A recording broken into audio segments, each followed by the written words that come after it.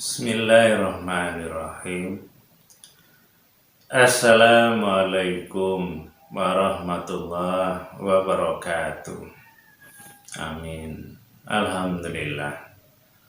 Saudara-saudaraku sekalian, pada kesempatan kali ini saya ingin menyampaikan sebuah tema tentang membaca Al-Quran niat karena Allah.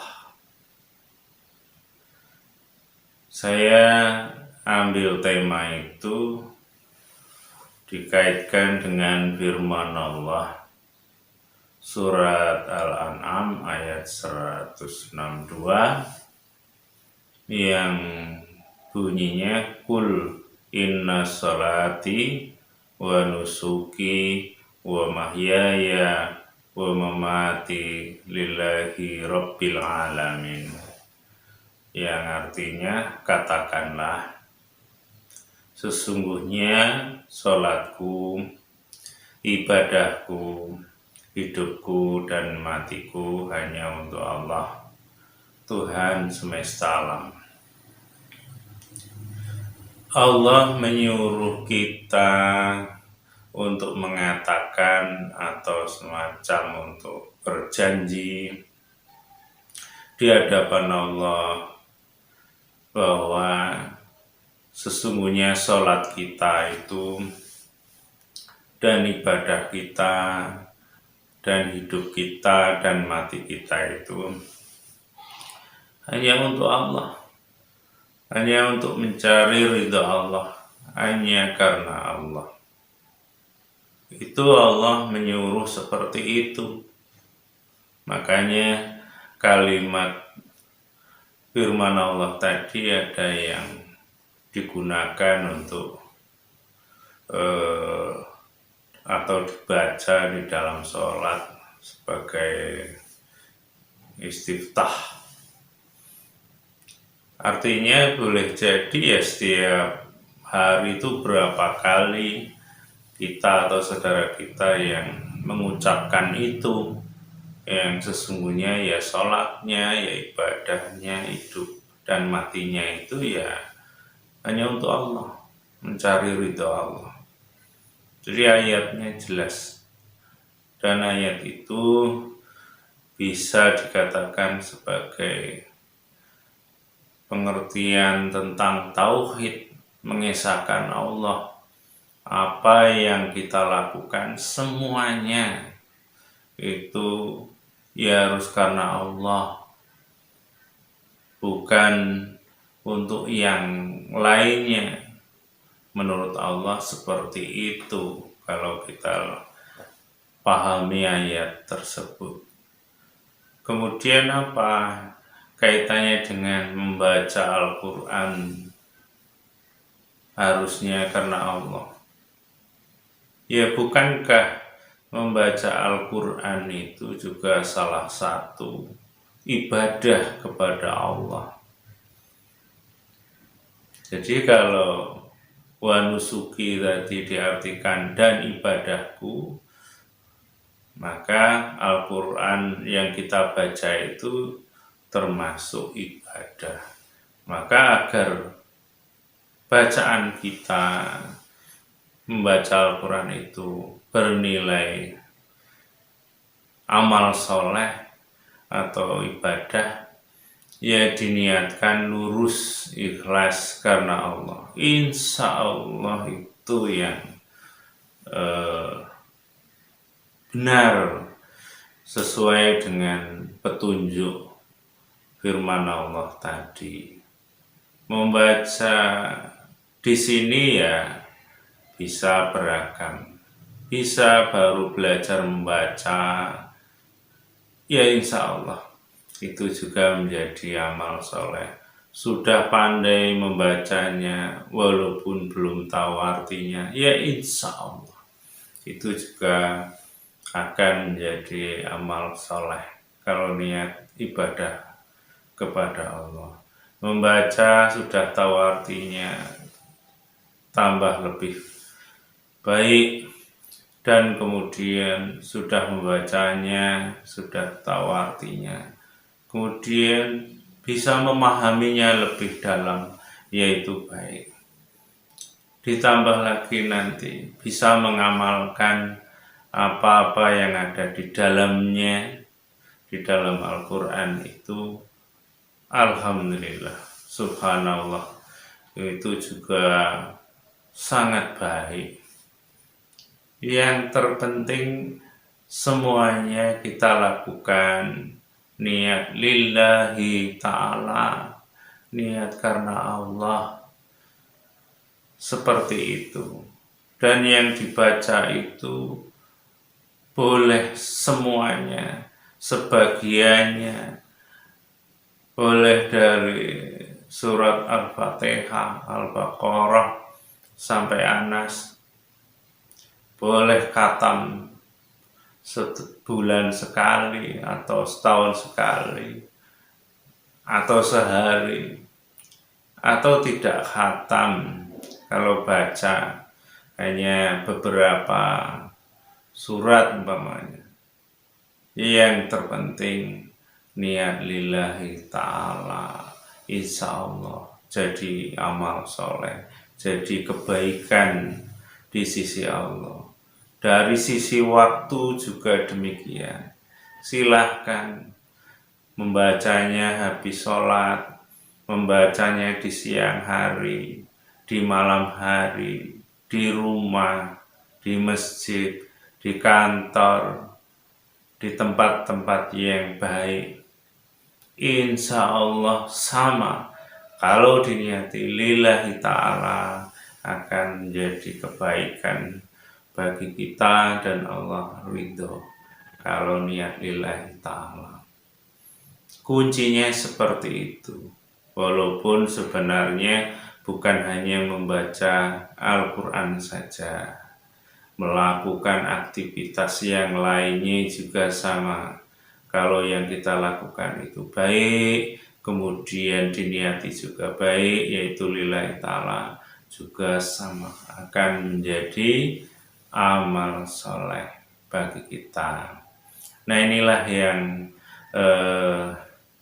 kadang-kadang mungkin saudara kita yang lain belum mengerti, sehingga seakan-akan kalau orang itu tidak membaca Al-Quran untuk ini, itu, dan lain-lain, itu dipersoalkan ataupun disalahkan umpamanya seperti itu.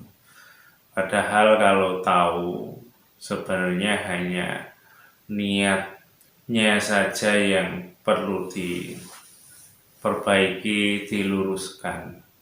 Apalagi dikaitkan dengan orang yang sudah meninggal atau orang yang sakit umpamanya. Sebenarnya bisa diluruskan. Ya, kita membaca Al-Quran lillahi ta'ala tadi, kemudian yang dibutuhkan untuk orang yang meninggal itu apa? Doa. Ya, kita doakan.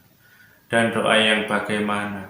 Ya, salah satunya ya mohonkan ampun atas kesalahan-kesalahan selama hidupnya, agar dosa-dosanya tadi diampuni oleh Allah, sehingga nanti di hari perhitungan, hari pertimbangan, nanti dosanya sedikit dibanding amal solehnya, sehingga berat ke amal soleh.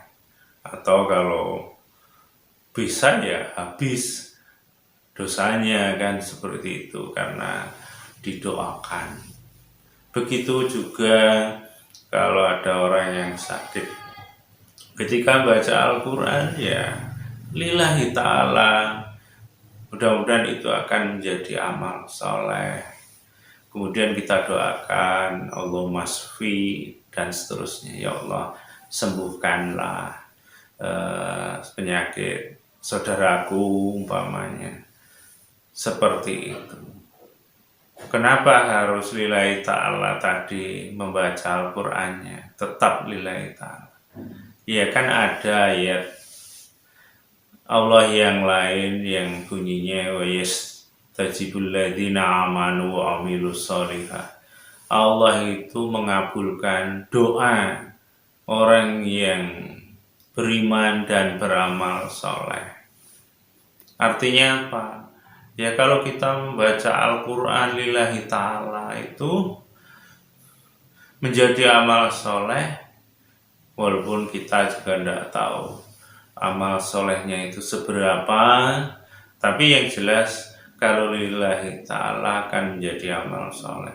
Dan kita kemudian mendoakan seseorang, entah itu sakit, entah itu orang yang sudah meninggal, ya mudah-mudahan doa kita dikabulkan oleh Allah karena didukung dengan amal soleh.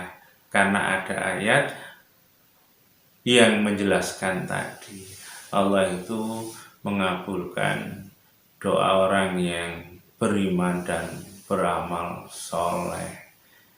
Dan amal soleh itu kan ya banyak ya, salah satunya membaca Al-Quran, yang lainnya ya sholat 5 waktu tertib, kemudian jadi orang yang baik seperti dicontohkan zaman Rasulullah. Ada seseorang yang berbakti kepada ibunya, kalau tidak salah namanya Said Al-Qarni.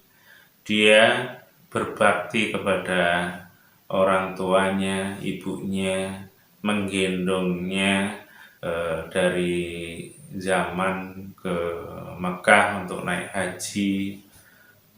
Itu sebuah kesolehan, sehingga Rasulullah yang belum pernah ketemu tapi mendengar ada orang yang soleh tadi, Rasulullah berpesan kepada sahabatnya, kalau ketemu kepada Said Al-Qarni pada suatu saat, mintalah doa kepadanya,